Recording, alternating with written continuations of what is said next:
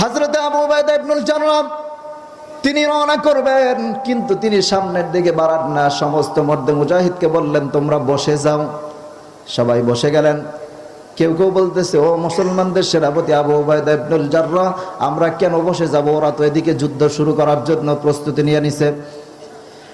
আবু উবাইদা ইবনুল জাররাহ বললেন, না না না, ওরা এসেছে 2 লক্ষ, যুদ্ধ করতে আসছে মাত্র 60,000। 1,40,000 তাঁবুর মধ্যে বসা আছে। আমরা মুসলমানরা আসছি 1,000, আর 1,000 সবাই যুদ্ধ করতে যাব। মুসলমানদের শানে এটা মানায় না।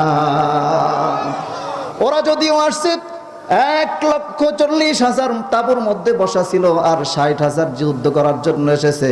আমরাও সবাই যাব না, আমরাও সবাই যাব না। তবে শোনো, আমি এখান থেকে তোমাদের মধ্য থেকে চাই, ওরা যেহেতু মাত্র 40,000 আসছে, আমরাও সবাই যুদ্ধ করতে যাব না। সবাই বসে যাও। সবাই বসে গেলেন। বসার পরে হযরত আবু উবাইদা ইবনুল জাররাহ বলতেছে, রে আমার সাথী সঙ্গীরা, তোমরা যারা আছো তোমাদের মধ্য থেকে আমি এমন একজন মর্দে মুজাহিদ চাই, আমরা 999 জন তাঁবুর মধ্যে বসা থাকবো। তার একার হাতে আজকের এই তলোয়ারটা দিয়ে দেব, মুসলমানদের পতাকাটা আরেক হাতে দিয়ে দেব। একজনকে আমরা ময়দানে ছেড়ে দেব 60,000-এর বিরুদ্ধে যুদ্ধ করবার জন্য। কে আসো আমাদের মধ্য থেকে? কে আসো 60,000-এর বিরুদ্ধে যুদ্ধ করে একাই মুসলমানদের বিজয় ছিনায় আনবে? কেউ কোনো কথা বলে না। হঠাৎ করে একজন যুবক দাঁড়ায় গেছে, বলতেছে, লাব্বাইকা ওয়া সাদাইকা ইয়া আবা যার। হে আবু যার, আমি যুদ্ধের জন্য প্রস্তুত আছি। আপনারা 999 জন তাঁবুর মধ্যে বসা থাকবেন, আর আমাকে একা যুদ্ধের ময়দানে ছেড়ে দিবেন। আমি জিহাদ করব, বিকালবেলা আবার মুসলমানদের বিজয় নিয়ে চলে আসব। আবু উবাইদা ইবনুল জাররাহ বললেন, আপনি সামনে আসেন। এরপরে বললেন, আমি আর একজন মর্দে মুজাহিদ চাই, যার হাতে আমি তলোয়ারটা ছেড়ে দিব। আমরা সবাই তাঁবুর মধ্যে বসা থাকবো, তিনি একাই গিয়ে যুদ্ধ করে চলে আসবেন। কে আছেন তাড়াতাড়ি বের হন। আর একজন দাঁড়ায় গেলেন। এইভাবে করতে করতে 3 জন, 4 জন, 5 জন, 10 জন, 15 জন, 20 জন, একেবারে 50 জন, 59 জন পর্যন্ত হয়ে গেছে। এবার আবু উবাইদা ইবনুল জাররাহ বলতেছেন, আমি লাস্ট আরেকটা মানুষকে চাই, যেই ব্যক্তির হাতে আমি তলোয়ারটা ছেড়ে দেব। আমরা সবাই যুদ্ধের ময়দানে যাব না, আমরা সবাই তাঁবুর মধ্যে বসা থাকবো, আর তার একার হাতে যুদ্ধের ময়দানে যাওয়ার জন্য তাকে একাই ছেড়ে দেব। কে আছেন মুসলমানদের বিজয় ছিনায় আনতে পারবেন? তারিখের কিতাবের মধ্যে এসেছে, সব একেবারে 60 নম্বরে হযরতে খালিদ বিন ওয়ালিদ রাদিয়াল্লাহু আনহু দাঁড়ায় যায়। আবু উবাইদা ইবনুল জাররাহ বললেন, বন্ধু, আপনার জন্যই তো এতক্ষণ অপেক্ষা করতেছিলাম, আপনি কেন দাঁড়ালেন না? হযরত আবু উবাইদা ইবনুল জাররাহ বললেন, তাড়াতাড়ি চলে আসেন। আমরা 940 জন এই তাঁবুর মধ্যে বসা থাকবো। আপনারা 60 জন যুদ্ধ করার জন্য যাবেন কয়জনের বিরুদ্ধে? আরো জোরে কোন কয়জনের বিরুদ্ধে? 60,000-এর বিরুদ্ধে যুদ্ধ করার জন্য মাত্র 60 জনকে পাঠাবো। এই 60 জনের মধ্যে আপনি হবেন সেনাপতি। 59 জনকে আপনি তদারকি করবেন, ওদেরকে আপনি যুদ্ধের ময়দানে কলা কৌশল দেখাবেন। এই কথা বলে তিনি ছেড়ে দিলেন। আবু উবাইদা ইবনুল জাররাহ 939 জনকে নিয়ে তাঁবুর মধ্যে বসে দোয়া করতেছেন। মুসলমানদের আরেকটা শক্তি হলো চোখের পানি, ঠিক কিনা কন? হযরত আবু উবাইদা ইবনুল জাররাহ এদেরকে নিয়ে তাঁবুর মধ্যে চলে গিয়ে সবাই সিজদায় পড়ে আল্লাহ তাআলার দরবারে কান্নাকাটি করতেছেন। হযরতে খালিদ রাদিয়াল্লাহু আনহু ওদিকে 59 জন নিয়ে চলে গেলেন। ওদিকে ওরা যখন দেখতেছে মুসলমান 1000 আসে নাই, আসছে কয়জন? আরো আসছে কোন কয়জন? মাত্র 60 জন আসছে। ওরা এখন আরো বলতেছে, আয় হায়, মুসলমান তো দেখতেছি, মনে করছিলাম কিছুটা সাহস আছে, এখন দেখি আরো বোকা। আসলে বলেন, বোকা না চালাক? যেরকম বোকা না চালাক। হযরতে খালিদ রাদিয়াল্লাহু আনহু সামনের দিকে বাড়াইতেছেন। ওরা 60,000 বলতেছে, আমরা মুসলমানদের সঙ্গে যুদ্ধ করব না, চলো রে আমরা চতুর্দিক থেকে এদেরকে বেষ্টন করে নেই। এদেরকে বেষ্টন করব, মাঝখানে আমরা ফেলে দেব, আমাদের গায়ের ঢুসাঢুসিতে এরা শেষ হয়ে যাবে। খালিদ রাদিয়াল্লাহু আনহু যখন দেখলেন ওরা চতুর্দিক থেকে বেষ্টন করতেছে, এবার হযরতে খালিদ রাদিয়াল্লাহু আনহু বললেন, তোমরাও এক কাজ করো, তোমার ঘোড়াটা এদিকের দিকে ফিরায় দাও, তোমার ঘোড়াটা এই দিকে ফিরায় দাও, তোমার ঘোড়াটা এদিকে ফিরায় দাও, আমার ঘোড়াটা এই জায়গায় থাকবে। তবে আমার সাথে সঙ্গীরা, ওদের সঙ্গে আমরা যখন যুদ্ধের ময়দানে মুখোমুখি হব, আমরা ওদেরকে প্রথমে আঘাত করব না। মুসলমান কখনো এই শিক্ষা নেয় না যে প্রথমে আঘাত করবে। প্রথমে মুসলমান দেওয়াল পর্যন্ত ঠেকে যায়, যখন দেওয়ালের ওপারে আর যাওয়ার জায়গা থাকে না, মুসলমান তখন তার আল্লাহু আকবারের হুঙ্কার দেয়, ঠিক কিনা? আওয়াজ দিয়ে বলেন, ঠিক কিনা? যখন মুসলমানের দেওয়ালের মধ্যে পিঠ থেকে যায় তখনই মুসলমান বাধ্য হয় সামনের দিকে বারবার জন্য। ভাইরা আমার, বন্ধুরা আমার, হযরতে খালিদ রাদিয়াল্লাহু আনহু এবার বলতেছেন, আমরা সবাই ওরা যখন আসবে ওদেরকে তাওহীদের দাওয়াত দেব, রিসালাতের দাওয়াত দেব। যদি ওরা গ্রহণ করে তাহলে ওদের সঙ্গে বুক মেলাবো, আর যদি ওরা গ্রহণ না করে সমাধান করব তলোয়ারের মাধ্যমে। এবার খালিদ রাদিয়াল্লাহু আনহু বললেন, আরেকটা কাজ করতে হবে। বলে, কি কাজ করতে হবে? ওরা যখন আসবে, ওরা যদি আমাদের দাওয়াত গ্রহণ না করে, ওরা যদি আমাদের কালেমার দাওয়াত গ্রহণ না করে, ওরা যখন আঘাত করবে আমরা প্রথম আঘাতটা ঠেকায় দেব, দ্বিতীয় আঘাতটা ঠেকাবো, তৃতীয় আঘাতটা ঠেকাবো, চতুর্থবার যখন আমরা পাল্টা আঘাত করতে যাব, আমি যখন তলোয়ারটা উঁচু করব, ময়দানের মধ্যে আমি আল্লাহু আকবারের জন্য লিল্লাহি তাকবীর বলে একটা আওয়াজ দেব।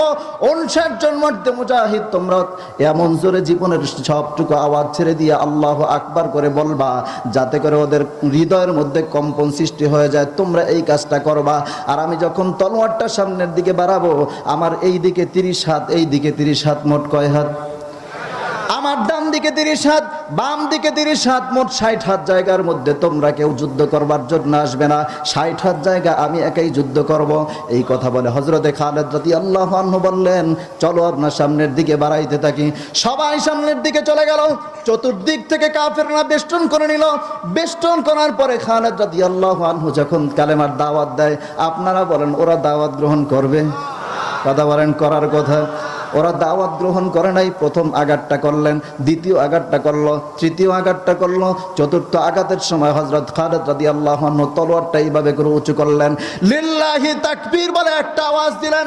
59 জন মধ্যে মুজাহিদ তাৎক্ষণিক আল্লাহু আকবার বলার সঙ্গে সঙ্গে খালিদ রাদিয়াল্লাহু আনহু যখন তলোয়ারটা সামনের দিকে এইভাবে করে সামনের দিকে বাড়ায় দিলেন, খোদার কসম করে বলি, তারিখের কিতাব সাক্ষী, হযরতে খালিদ রাদিয়াল্লাহু আনহুর 2 থেকে 3 হাত লম্বা তলোয়ারটা আল্লাহু আকবার বলার সঙ্গে সঙ্গে 30 থেকে 40 হাত লম্বা হয়ে যায়। আল্লাহু আকবার। কয় হাত লম্বা হয়? 30 থেকে 40 হাত লম্বা হয়ে যায়। এই 30 থেকে 40 হাত লম্বা জায়গার মধ্যে যতগুলো মানুষ থাকে সবার কল্লাগুলো কেটে কেটে জমিনের মধ্যে পড়ে যায়। এবার ওরা দেখতে পেল, আহারে মুসলমানদের তলোয়ারটা দেখলাম মাত্র 2 থেকে 3 হাত লম্বা। এত লম্বা তলোয়ারটা, ছোট তলোয়ারটা কেমনে 30 থেকে 40 হাত লম্বা হয়ে যায়? যখনই দেখে আল্লাহু আকবার বন্ধ হয়ে যায়, তলোয়ারটা ছোট হয়ে যায়। যখনই আবার আল্লাহু আকবার বলা শুরু করে দেয়, মুসলমানদের আল্লাহু আকবারের ধ্বনিতে তলোয়ারটা আবার 30 থেকে 40 হাত লম্বা হয়ে যায়। ওরা এবার বুঝতে পারলো, না না না, মুসলমান সংখ্যায় কম হতে পারে কিন্তু শক্তিতে, যারা কম শক্তিতে, মুসলমান সংখ্যায় কম হতে পারে কিন্তু শক্তিতে কম নয়। এবার ওরা পিছন থেকে পিছনে পালাবার শুরু করলো। কেউ কেউ তাঁবুর মধ্যে চলে গেল। তাঁবুর মধ্যে চলে গিয়ে বলতেছে, রে রোম সৈন্যরা রে, কেন এখনো তোমরা তাঁবুর মধ্যে বসে আছো? ওরা মাত্র 60 জন হতে পারে কিন্তু ওরা শক্তিতে কম নয়। খোদার কুদরতের কসম করে বলি, এমন লম্বা তলোয়ার জীবনে দেখি না। এবার সবাই চলে আসলো। ময়দানের মধ্যে যুদ্ধ চলতেছে। কেউ কেউ পালায়া যাচ্ছে, কেউ কেউ দজলা নদীর মধ্যে ঝাঁপ দিচ্ছে। এইভাবে করতে করতে সারা দিন পর্যন্ত নারায়ে তাকবীর আল্লাহু আকবারের স্লোগান দিতে দিতে যুদ্ধ চলতেছে। সন্ধ্যা হয়ে গেছে, এখন আর আওয়াজ আসে না। মুসলমানদের নারায়ে তাকবীরের আওয়াজ এখন আর আসে না। লিল্লাহি তাকবীর আল্লাহু আকবার বলে কেউ আওয়াজ দেয় না। আবু উবাইদা ইবনুল জাররাহ তাঁবুর মধ্য থেকে বলতেছেন, মুসলমানদের মনে হয় একজনও আর বেঁচে নাই, মনে হয় সবাই শেষ হয়ে গেছে। চলো আমরা হাজার হাজার মানুষের মধ্য থেকে, যদিও তারা সারা দিন যুদ্ধ করতে পেরেছে, এটাই আল্লাহর শুকরিয়া, চলো রে শহীদদের লাশগুলো আমরা খুঁজে খুঁজে বের করি। আবু উবাইদা ইবনুল জাররাহ কয়েকজন সাথী সঙ্গী নিয়ে রওনা করলেন ময়দানের মধ্যে। কিন্তু যত যায় সামনে জায়গায় আগাইতেছে সামনের দিকে, কিন্তু একটা মুসলমানের লাশ চোখের মধ্যে পড়ে না। বানাইতেছে একেবারে যাইতে যাইতে হঠাৎ করে তাকায় দেখতেছে ময়দানের এক প্রান্তে কিছু সংখ্যক লোক দেখা যায়, একেবারে অল্প কয়েকজন লোক দেখা যায়। এদেরকে দেখে চেনা যায় না এরা মুসলমান নাকি কাফের। সারাদিন চেনা যায় না এরা মুসলমান নাকি কাফের, এরা ইসলামের নাকি বেদিনের, এটা বোঝা যায় না। আবু উবাইদা ইবনুল জাররাহ এক কদম সামনের দিকে বাড়ায়, আবার এক কদম পিছনের দিকে আগায়। এদিকে এইভাবে করতে করতে যখন সামনে আগায় আবার সামনে পিছনে আসে, হযরতে খালিদ রাদিয়াল্লাহু আনহু মধ্যে মুজাহিদ ময়দানের এক প্রান্ত থেকে দেখতে পেলেন হযরতে আবু উবাইদা ইবনুল জাররাহ একটু সামনে যায় আবার একটু পিছনে আসে।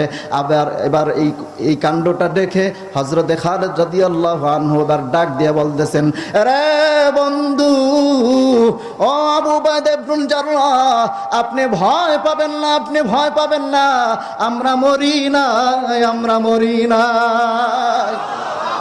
আবু উবাইদা ইবনুল জাররাহ চলে গেলেন, কাছে গেলেন, বুকের সাথে বুক মিলাইলেন, বললেন, বন্ধু আলহামদুলিল্লাহ আলা কুল্লি হাল, সর্বাবস্থায় আল্লাহ শুকরিয়া আদায় করলাম, আল্লাহ মুসলমানদের বিজয় দিয়েছিলেন। চলেন আমরা তাড়াতাড়ি চলে যাই, মাগরিবের সময় হয়ে গেছে, আমরা তাড়াতাড়ি যাই, গিয়া তাড়াতাড়ি করে পবিত্রতা অর্জন করবেন, আপনি কাপড় চোপড় পরিবর্তন করবেন, মাগরিবের নামাজ আমরা একত্রে পড়ব, মাগরিবের নামাজের পরে এরপরে শুকরানা নামাজ আদায় করব, শুকরানা নামাজ আদায় করব। সর্বশেষ আমরা সবাই মিলে, আপনারাও তো জোহর এবং আসর 2 ওয়াক্ত নামাজ মনে হয় পড়তে পারেন নাই, যুদ্ধ করতেছিলেন। যখন এই কথা বললেন, হযরতে খালিদ রাদিয়াল্লাহু আনহু চোখ দুইটা এরকম বড় বড় হয়ে গেছে। ডেকে বলতেছে, বন্ধু এটা কি বললেন? জোহর পড়ি নাই, আসর পড়ি নাই, এটা কেমন কথা বললেন? যুদ্ধ করাটা হচ্ছে একটা ফরজ, আর জোহর একটা ফরজ, আসর আর একটা ফরজ। একটা ফরজ কায়েম করতে গিয়া 2টা ফরজ বন্ধ করব? না না না, এটা হতে পারে না। সারাদিন যুদ্ধ করেছি এবং যুদ্ধের ফাঁকে ফাঁকে আমরা জোহর এবং আসর আদায় করেছি।